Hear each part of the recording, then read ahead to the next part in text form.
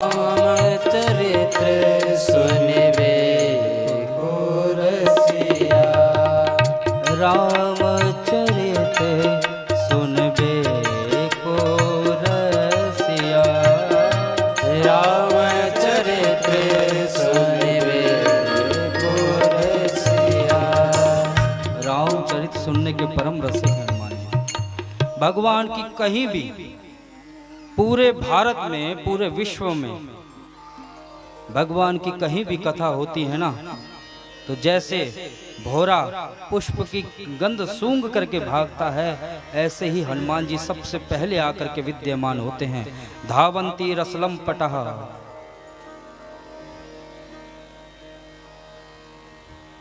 हनुमान जी आकर के सबसे पहले श्रोता बनते हैं। निमंत्रण कार्ड का इंतजार नहीं करते।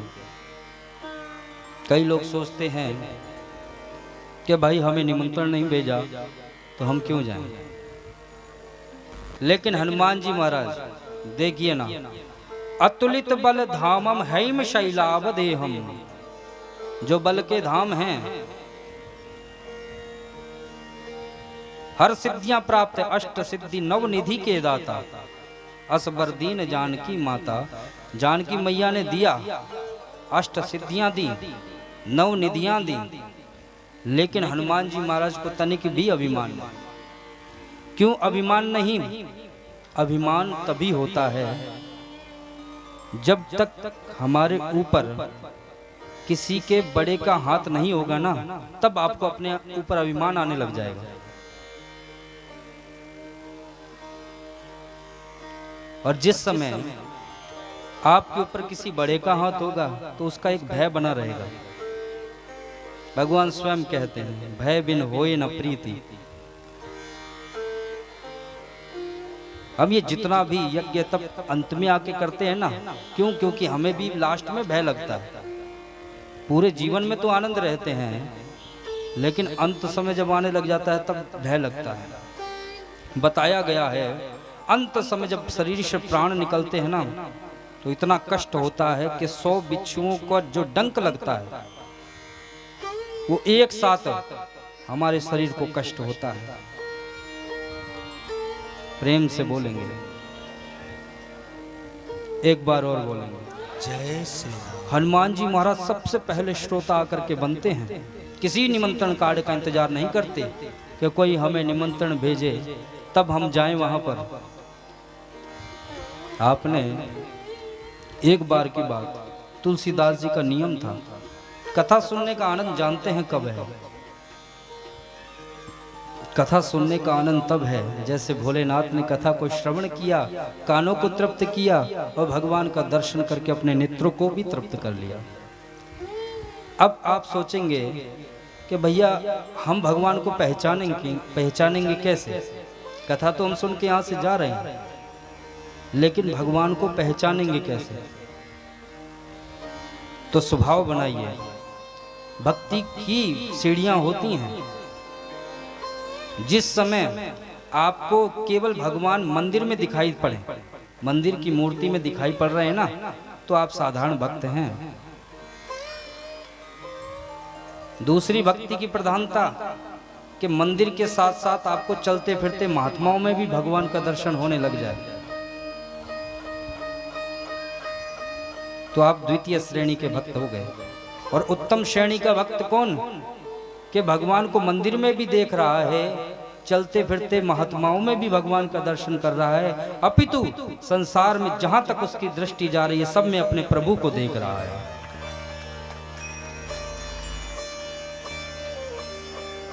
वह श्रेष्ठ भक्त बताया गया। यह भाव ना जाने के ही भेष में नारायण मिल जाए। जरूरी नहीं भगवान आपको धनुष बाण लिए ही लौट दिखाई पड़े, या भगवान आपको बांसुरी बजाते हुए दिखाई पड़े। भगवान कोई भी रूप ले सकते हैं। अपने भक्त के लिए भगवान ना जाने क्या से क्या बन जाते हैं।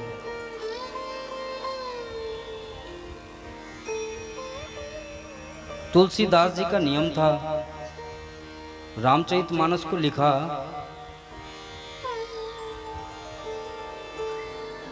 नित्य नियम था, स्नान इत्यादि करने के पूर्व शौच क्रिया इत्यादि करते थे, तो जो जल बच जाया करता था वह 40 दिन तक एक वृक्ष में डाल दिया। वृक्ष में डालने लग जाते, वृक्ष में डाला, प्रेत प्रसन्न हुआ। तुलसीदास जी कहते, भैया हमने तो तुम्हें प्रसन्न करने के लिए पूजा करी ही नहीं, तो आप क्यों प्रसन्न हो गए? मुझे तो भगवान से मिलना है, यही श्रेष्ठता है। आप कथा सुन रहे हैं और भगवान का दर्शन हो जाए, यही श्रेष्ठता है हमारे जीवन की। तुलसीदास जी ने कहा, भाई मैंने कथा को तो लिख दिया है, लेकिन आज तक भगवान का दर्शन नहीं किया। प्रेत प्रसन्न हुआ। प्रेत ने कहा, भाई भगवान को तो हम तो भगवान से वैसे ही दूर भागते हैं, है? भगवान का जो भूत पिशाच निकट नहीं आवे, और महावीर जब नाम सुनावे। तो भगवान हनुमान जी भी कौन सा नाम लिया करते थे? हनुमान जी भी राम का नाम लेकर के भूत पिशाच को भगा दिया करते थे। तो प्रेत ने कहा, महाराज हम तो वैसे ही उनसे बहुत दूर भागते हैं, लेकिन हाँ जो मैं उनको जानता हूं जिससे हमें बहुत ज्यादा डर लगता है। किसको? कि मैं हनुमान जी को जानता हूं। अगर वो मिल गए ना आपको, तो समझ लो आपको भगवान प्रभु श्री राम भी मिल जाएंगे। अच्छा महाराज कहाँ मिलेंगे वो? कि एक काम कीजिए, आप जाइए चित्रकूट, और चित्रकूट में जाकर के जहां भी भगवान की कथा हो रही हो, जहां भी, वहां पर जाकर के आप कथा भगवान की सुनिए। अच्छा महाराज वहां तो बहुत श्रोता आएंगे सुनने के लिए, मैं पहचानूंगा कैसे कि वो हनुमान जी आए हैं? तो प्रेत ने बताया, जो सबसे पहले आएगा, सबसे पहले कथा भी आरंभ नहीं हुई और आकर के वो बैठ जाए, ठीक है महाराज, लेकिन आने के बाद तो और भी लोग आएंगे, तो सब में मिल जाएगा वो, तब कैसे पहचानूंगा? कि तब एक पहचान है कि जब सब चले जाएं और वो रुका रहे। जब सब चले जाएं, सबके जाने के बाद वो जाए ना, पहचान जाना, यही हनुमान है। हनुमान जी ने चित्रकूट पहुंचे तुलसीदास जी महाराज, और हनुमान जी ने वृद्ध शरीर बनाया, डंडा एक हाथ में लिया, धोती पहन करके चल पड़ते हैं भगवान की पावन कथा को सुनने के लिए। सबसे पहले श्रोता बन करके विद्यमान होते हैं।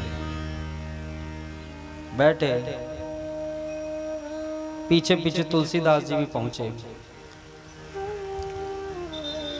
अथाह श्रोताओं का समूह था। सबसे लास्ट में तुलसीदास जी बैठ जाते हैं। कथा विश्राम हुई, सारे श्रोता जाने लग जाते हैं। अब हनुमान जी पीछे पलट करके देखते कि ये जाएं तब मैं जाऊं, और ये जा नहीं रहे तो मैं भी कैसे उठ के चला जाऊं? क्यों, नियम था ना कि जब सब श्रोता चले जाएंगे तभी मैं जाऊंगा, यह नियम बनाया था।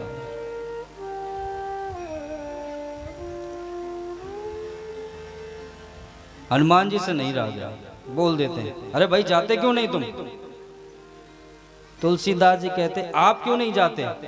आप जाओ तब मैं जाऊं। प्रेत की जो बात तुलसीदास के हृदय में आई, समझ गए यही हनुमान जी, और जाकर के चरणों में गिरकर प्रणाम किया। हनुमान जी ने अपना स्वरूप प्रकट किया। बोलिए हनुमान जी महाराज की जय। अपना स्वरूप प्रकट किया। तुलसीदास जी कहते, महाराज राम कथा तो मैंने लिख डाली है, लेकिन प्रभु श्री राम का भी दर्शन नहीं हुआ है। हनुमान जी ने कहा, घबराओ मत, भगवान नित्य आते हैं, तुम भी दर्शन कर लेना। महाराज कैसे पता चला? क्योंकि भगवान को देखने के लिए है ना, ये नेत्र काम नहीं आएंगी। आप सोच रहे इन नेत्रों से देखें, नहीं, भगवान को देखने के लिए ज्ञान वैराग्य नयन उर्गारी, प्रत्येक व्यक्ति के 4 नेत्र होते हैं। दो तो बाहर के दिख ही रहे हैं आपको, लेकिन दो भीतर के भी होते हैं, ज्ञान और वैराग्य के नेत्र।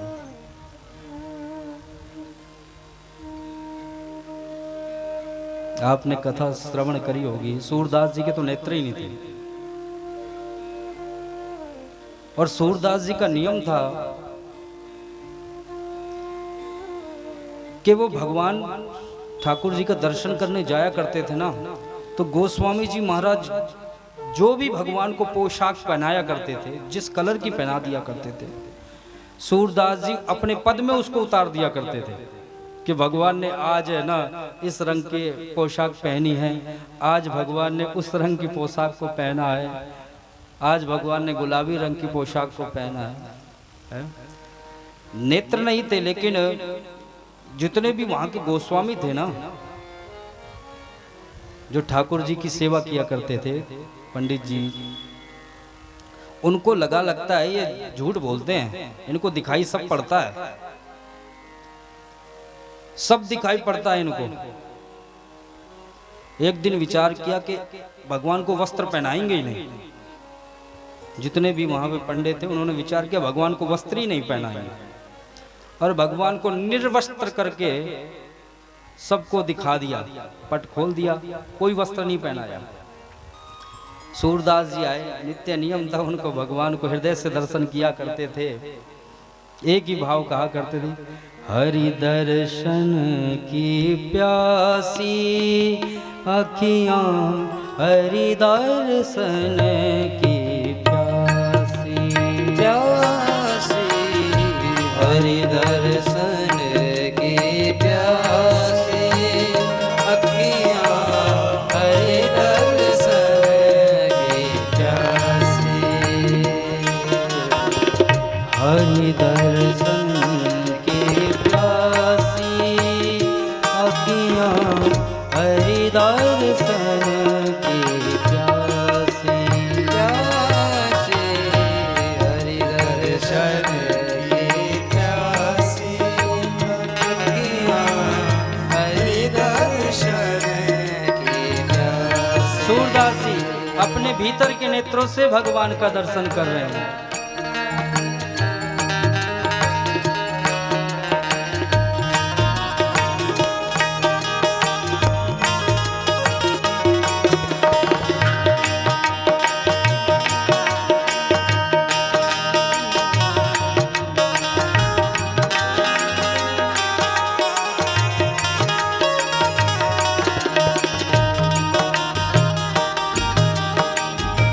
देखो चाहत कमल नयन, देखो चाहत कमल नयन को, देखो चाहत कमल नयन को, निस दिन रात उदासी,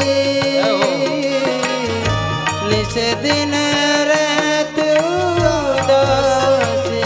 अखियां, हरि दर्शन की प्यासी अखियां, हरि दर्शन की प्यासी, प्यासी हरि दर्शन की प्यासी अखियां, हरि दर्शन की प्यासी।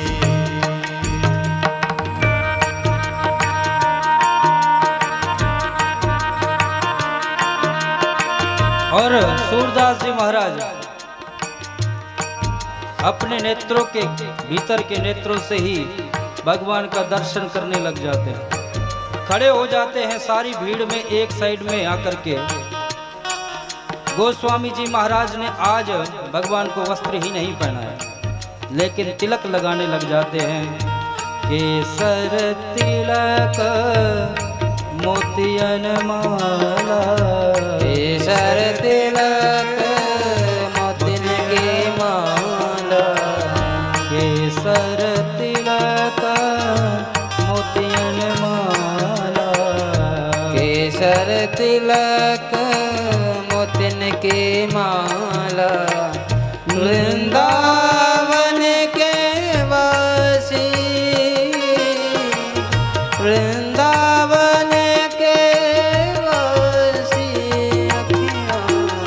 हरि दर्शन के प्यासी प्यासी हरि दर्शन की प्यासी अखियाँ हरि दर्शन की प्यासी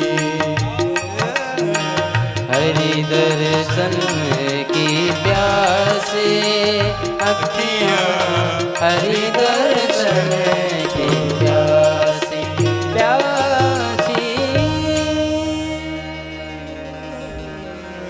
हरि दर्शन की प्यासी अखियाँ हरि दर्शन की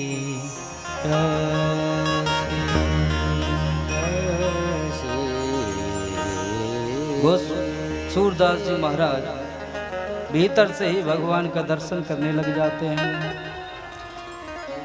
गोस्वामी जी महाराज ने चला के दिखाई, भगवान को वस्त्र ही नहीं पहनाया, लेकिन भगवान भीतर के नेत्रों से देख करके और वैसा ही पद निवेदित कर देते हैं और पद में लिख देते हैं, आज हरि देखे नंगम नंगा। यह पद में ही लिख दिया। क्यों? क्योंकि भगवान को देखने के लिए बाहर की आंख नहीं, अपितु भीतर की आंख चाहिए। हनुमान जी महाराज ने जब बताया कि भगवान को देखने के लिए आप बाहर की नहीं अपितु भीतर की आंख से देखिए,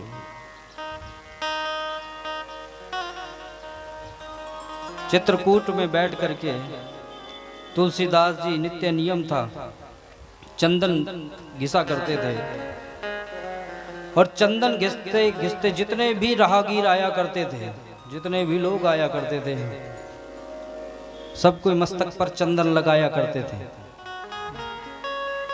जितने भी लोग आया करते थे, एक दिन भगवान चल पड़ते हैं। यह भक्त की श्रेष्ठता होती है।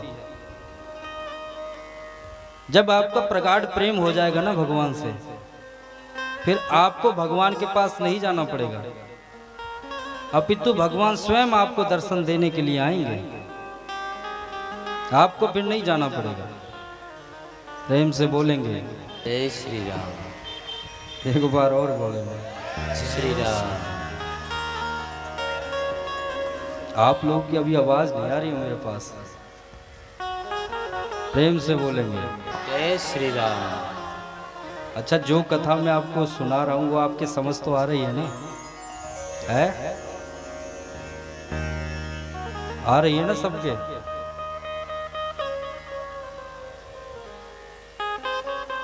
भक्त भगवान स्वयं चल पड़ते हैं भक्त को दर्शन देने के लिए।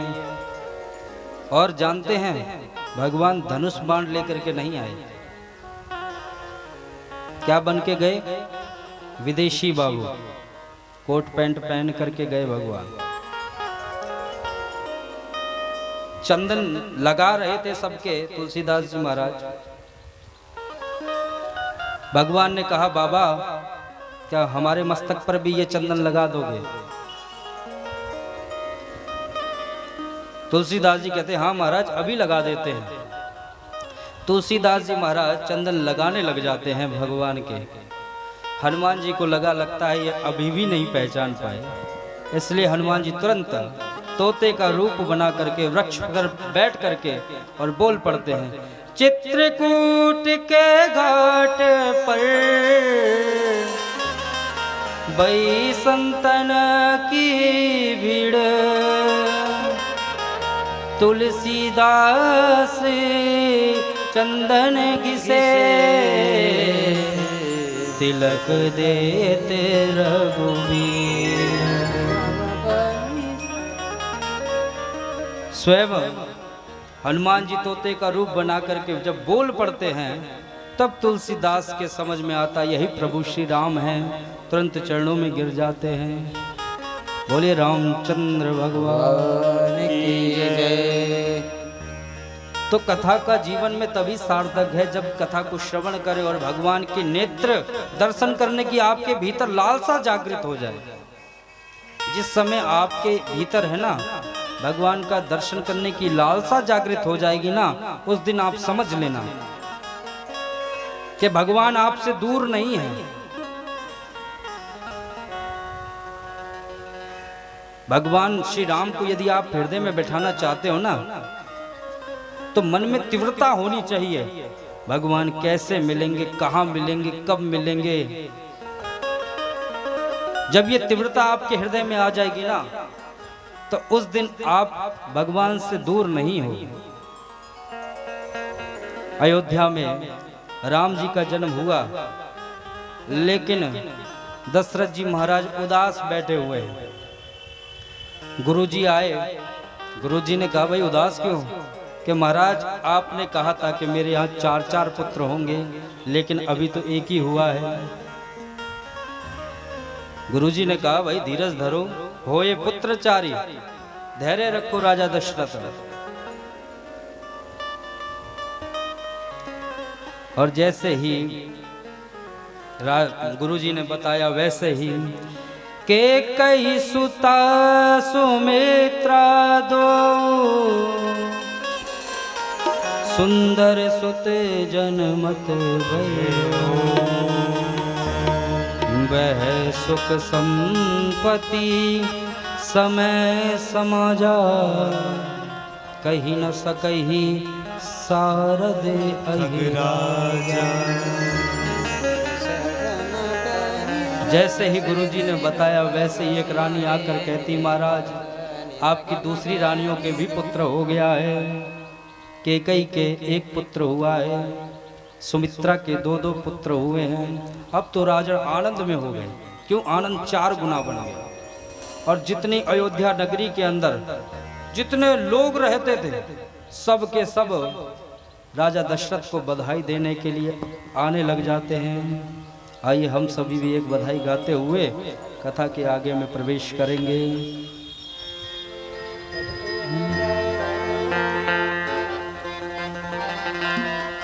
प्रगटे हैं 4 भैया, अवध में बाजे बधैया।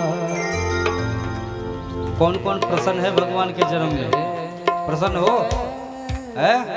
कौन कौन आनंद में है? तो ऐसे आनंद नहीं मनाना, बैठ करके ताली की सेवा के साथ आनंद मनाना है। प्रगटे हैं 4 भैया, अवध में बाजे बधैया। प्रगटे हैं 4 भैया, अवध में बाजे बधैया। प्रगटे हैं 4 भैया, अवध में बाजे बधैया। प्रगटे हैं 4 भैया, अवध में बाजे बधैया। ओ बाजे बधैया, बाजे बधैया, बाजे बधैया, बाजे बधैया, बाजे बधैया, बाजे बधैया, बाजे बधैया, बाजे बधैया। प्रगटे हैं 4 भैया, अवध में बाजे बधैया। प्रगटे हैं 4 भैया, अवध में बाजे बधैया। बोलिए 4 भैयाओं की।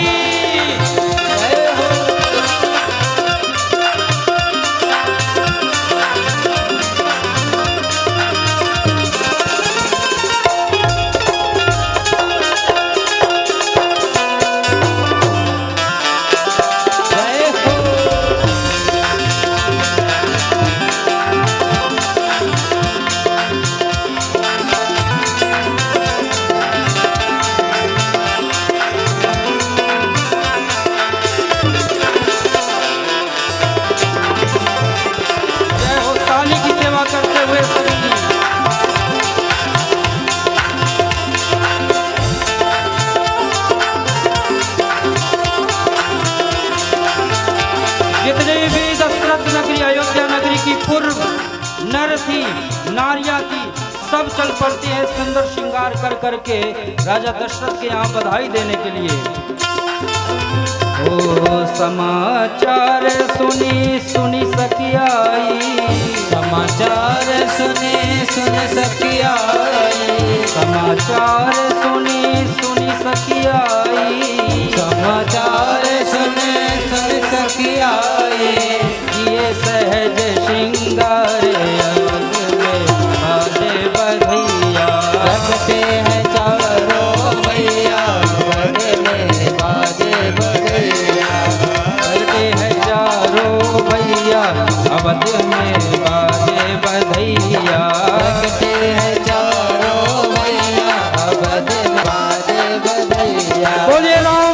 कृष्ण भगवान की।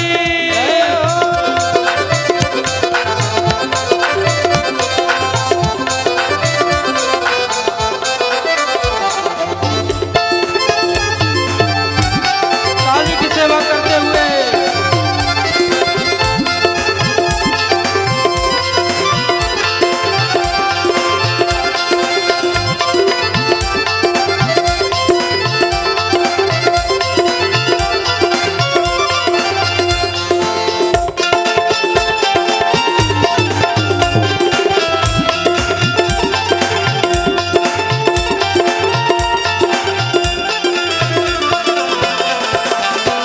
सखियां कहती, कौन पुण्य करे आई कौशल्या, कौन पुण्य करे आई कौशल्या, कौन पुण्य करे आई कौशल्या, कौन पुण्य करे आई कौशल्या, गोद भरी करे तारे अवध में बाजे बधैया, रखते हैं चारों भैया अवध में बाजे बधैया, ओ प्रगटे हैं चारों भैया अवध में बाजे बधैया, रखते हैं चारों भैया अवध में बाजे बधैया। चारों भैयाओं की जय हो।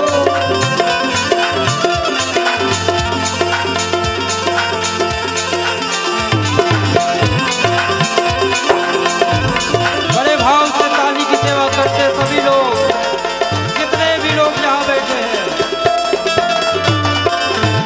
जय हो।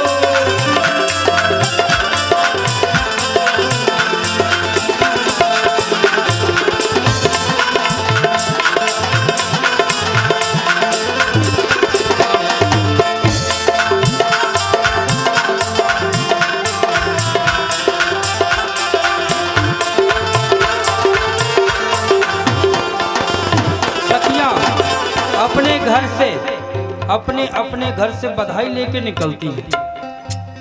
अब आप सोचिए कि एक रानी के यहाँ पुत्र का जन्म हुआ है और सब लोग बधाई अपने अपने घर से लेके चल रही हैं। जरूरी नहीं महंगी वस्तु ही लेके जाओ, जो आपके पास उपस्थित हो, चाहे वो छोटी हो चाहे बड़ी हो, जो आपके पास उपस्थित हो वह लेकर के गई है सारी सखियां। कहती हैं, मंगल द्रव्य लिए हाथन में,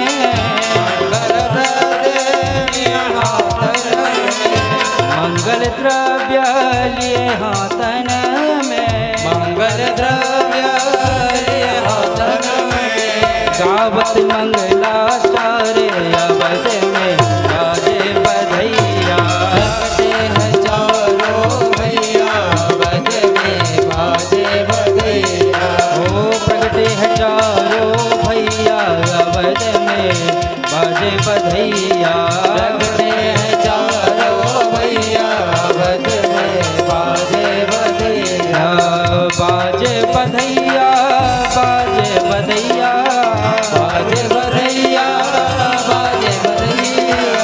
बाजे बधैया, बाजे बधैया, बाजे बधैया, बाजे बधैया, प्रगटे हैं चारों भैया अवध में बाजे बधैया, रखते हैं चारों भैया अवध में बाजे बधैया। ताली की सेवा बड़े प्रेम से करते हुए सब लोग।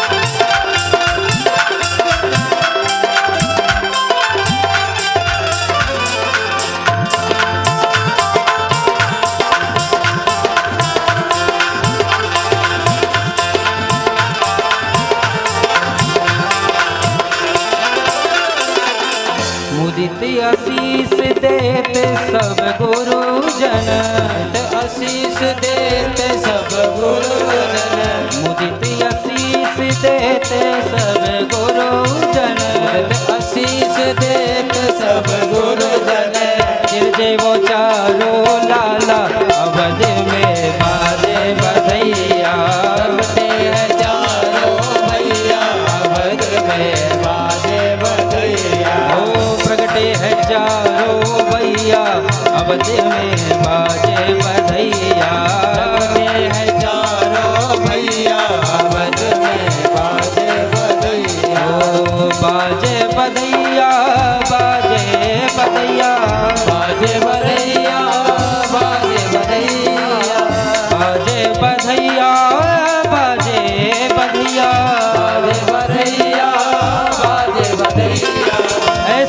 दोनों हाथ ऊपर करते हुए पीछे वाले भी करेंगे।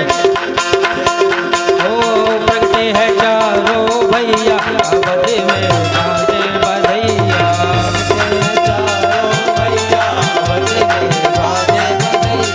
ओ प्रगटे है चारों भैया अवध में बाजे बधैया, प्रगटे हैं चारों भैया अवध में बाजे बधैया, प्रगटे है चारों भैया अवध में बाजे बधैया, बाजे बधैया, बाजे बधैया, बाजे बधैया, बाजे बधैया।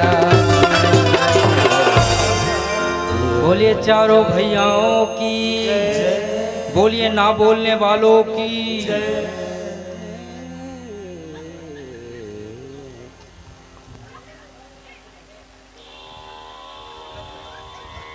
प्रेम से बोलेंगे, एक बार और बोलेंगे। जय श्री राम। जो उत्सव आपको आ रहा था ना, जो आनंद आप लोगों को आ रहा था, यहाँ अयोध्या के अंदर भी प्रत्येक नर और नारी को, अब आप कल्पना कीजिए कि जन्म तो राजा दशरथ के पुत्र का हुआ, लेकिन आनंद अयोध्या के नगर नगर में घर घर के अंदर मन रहा है, घर घर के अंदर आनंद मन रहा है, उत्सव मनाए जा रहे हैं। और इतने पुर नर नारी जानते हैं क्यों? जो राजा दशरथ का जीवन था ना, वो प्रजा के लिए समर्पित था। आजकल ज्यादा हमारे यहाँ कोई गाने बजाने होने लग जाए तो लोगों को चिंता होने लग जाती है कि भैया बहुत ढोलक बज रही है, क्या बात है, डेली बज रही है। लेकिन वहां पर प्रत्येक घर के अंदर यज्ञ हो रहे हैं, प्रत्येक घर में आहुतियां दी जा रही हैं। क्यों? क्योंकि राजा दशरथ का जो प्रेम था वो प्रजा में था। प्रजा ने सोचा कि राजा दशरथ के यहाँ 4 पुत्रों की प्राप्ति किससे हुई है? कि यज्ञ से हुई है। यज्ञ हुआ तभी तो सब पुत्र के रूप में आए। तो क्यों ना हम सबसे पहले राजा दशरथ को बाद में, अपितु पहले यज्ञ भगवान को, यज्ञ भगवान का स्वागत करके और अपना वंदन उनको निवेदित करते हैं। अवधपुरी सो हई यही भांति,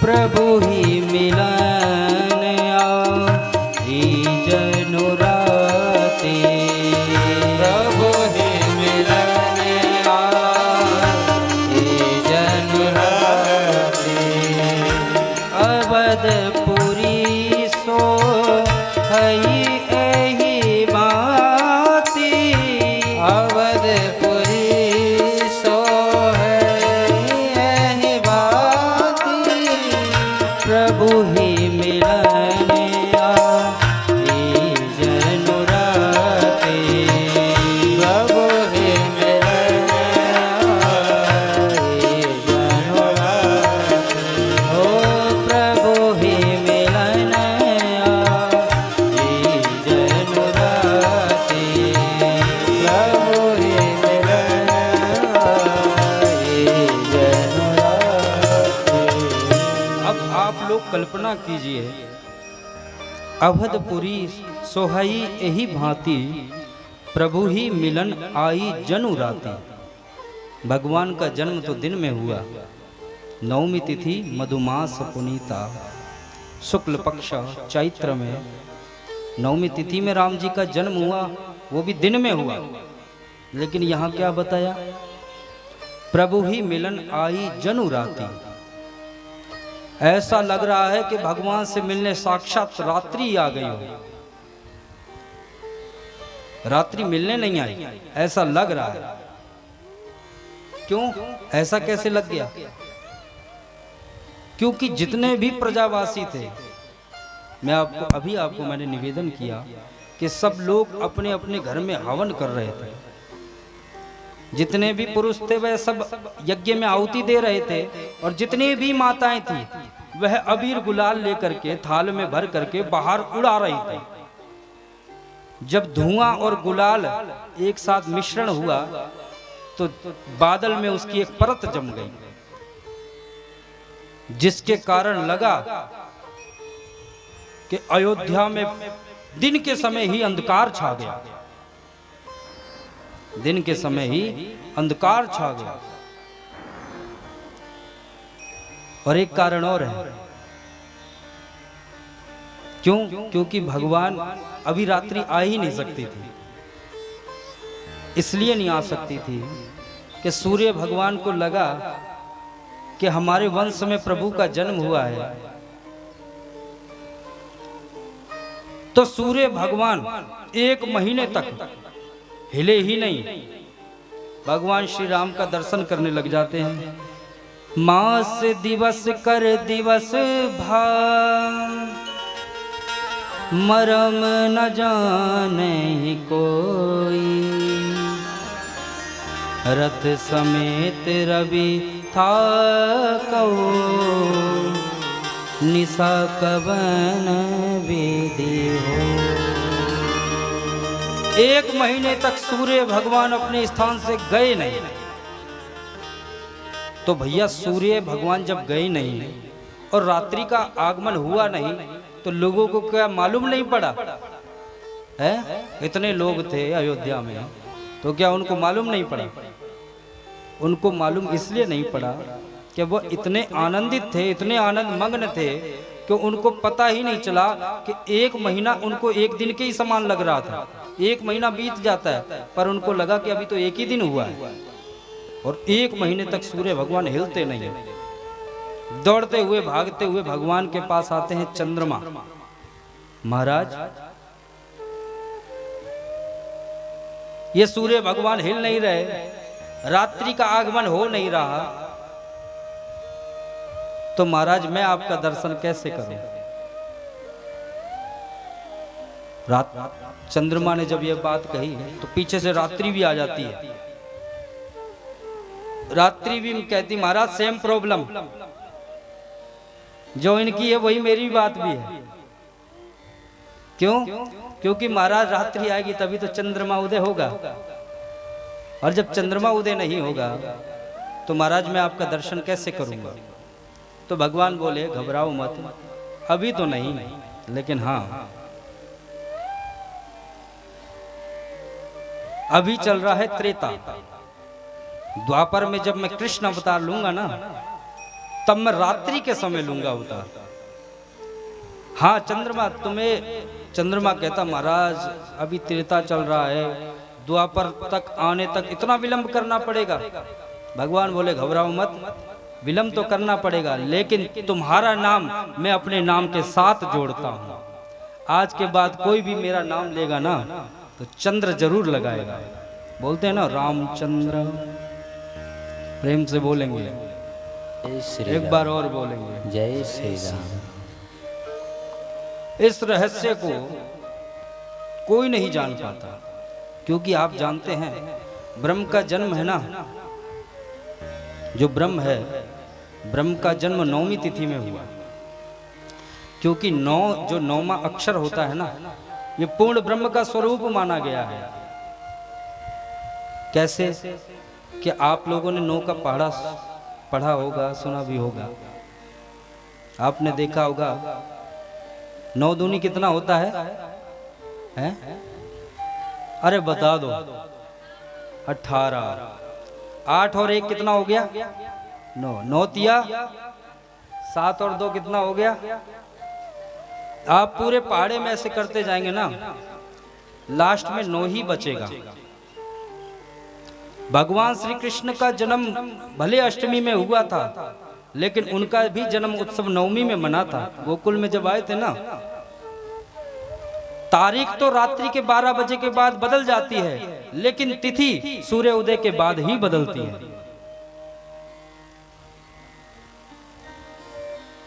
तारीख तो बदल जाती है, इसलिए रात्रि के समय भगवान को छोड़ करके आए थे गोकुल नगरी में, लेकिन उनका जन्म उत्सव नवमी में ही मना था। प्रेम से बोलेंगे, एक बार और बोलेंगे। जय श्री राम। 1 महीना बीत जाता, किसी को कुछ ध्यान नहीं, सब अपने आनंद में मगन। यही प्रेम होता है। देखिए, किसी की दूसरी की खुशी को देख करके यदि हम भी उस खुशी में सम्मिलित हो जाएं, वही प्रेम होता है।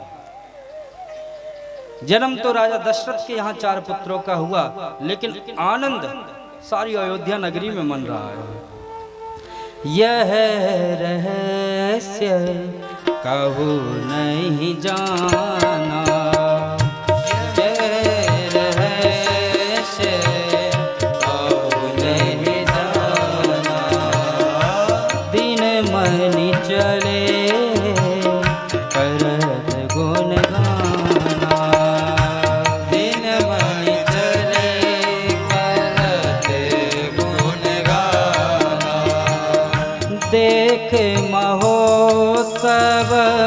सुर मुनि नागा, देखे महोत्सव सुर मुनि नागा, चले भवन बर नत निज भागा, चले भवन बर निज भागा। जितने भी देवी देवता लोग आते हैं भगवान के स्वागत के लिए, कुछ लोग भगवान के दर्शन के लिए जमीन पे आए, कुछ लोग जमीन में नहीं आ पाए तो वो ऊपरी से भगवान का स्वागत पुष्प वर्षा करके कर रहे हैं। कोई मेघ वर्षा कर रहा है, हवा शीतल हो गई, पर्वतों से मणियां बहने लग जाती, पर्वत इतने चमक गए कि सूर्य की किरण जब उस पर पड़ती थी ना, तो पूरा पर्वत चमक उठता था। लोगों को लगा कि पर्वत भी मणि के समान हो गए। इतना दिया राजा दशरथ ने, सबको दिया। जिसको घोड़ा मिल जाता था ना, बाहर आके देखता भाई नहीं नहीं मुझे हाथी चाहिए, तो वो क्या करता था, घोड़ा आगे वाले को दे देता था और वापस महल में जाता था, और महल में जाकर के हाथी लेकर के आ जाता। इतना दान दिया। अरे राजा दशरथ की बात छोड़िए, उस नगर में जितने लोग थे सब ने अपने अपने घर से भी दान किया, सब ने किया।